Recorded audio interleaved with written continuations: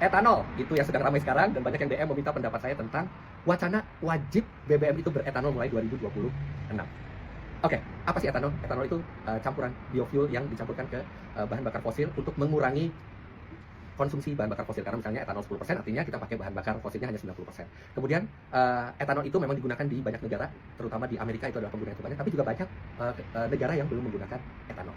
Nah, bagaimana pendapat saya? Kita harus tahu dulu kelebihan dan kekurangan etanol. Kelebihan etanol yang pertama mengurangi konsumsi bahan bakar fosil, yang kedua adalah bisa meningkatkan oktan dengan mudah. Nah, tapi dia juga punya beberapa kekurangan. Yang pertama itu adalah nilai energinya tidak sebanyak bahan bakar fosil, sehingga dengan volume yang sama mungkin bensin sedikit, tenaga sedikit berkurang dan konsumsi bahan bakar lebih boros sedikit. Kemudian yang kedua kelemahannya adalah sifat dasar etanol itu adalah menyerap air dari atmosfer. Jadi kalau untuk negara-negara seperti Indonesia yang sangat lembab, itu dia bisa banyak menyerap air dan kita tahu air itu korosif, makanya etanol dibilang lebih korosif ke mesin. Nah, apakah etanol aman digunakan? Ya, aman asal mesin yang kita pakai memang sudah dirancang untuk menggunakan etanol. Artinya mesin itu sudah memiliki metal di jalur bahan bakarnya sampai ke ruang bakar yang lebih tahan karat. Serta bahan bakar yang kita gunakan memiliki aditif yang sudah dirancang dari awal untuk dicampur dengan base fuel yang memiliki etanol. Nah, kalau kita lihat berita-berita kemarin itu kan SPBU swasta menolak etanol yang ada di base fuel. Itu kemungkinan besar karena aditif yang mereka miliki, aditif yang dari awal dirancang untuk base fuel yang tanpa etanol.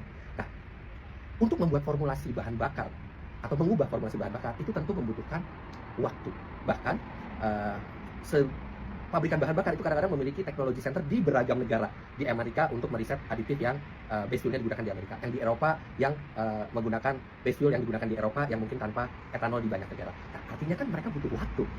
Dan pabrikan mobil juga butuh waktu untuk menyiapkan mobil mereka itu tahan atau bisa memakai bahan bakar beretanol.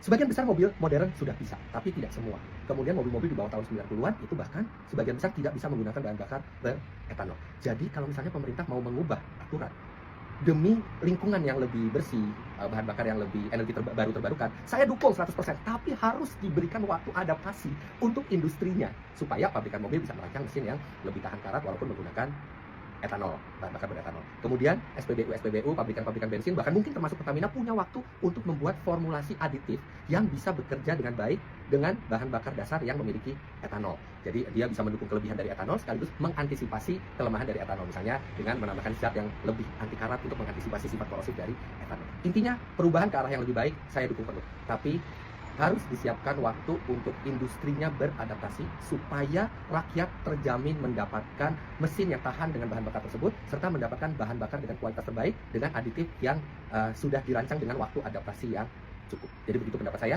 boleh berubah tapi tidak mendadak.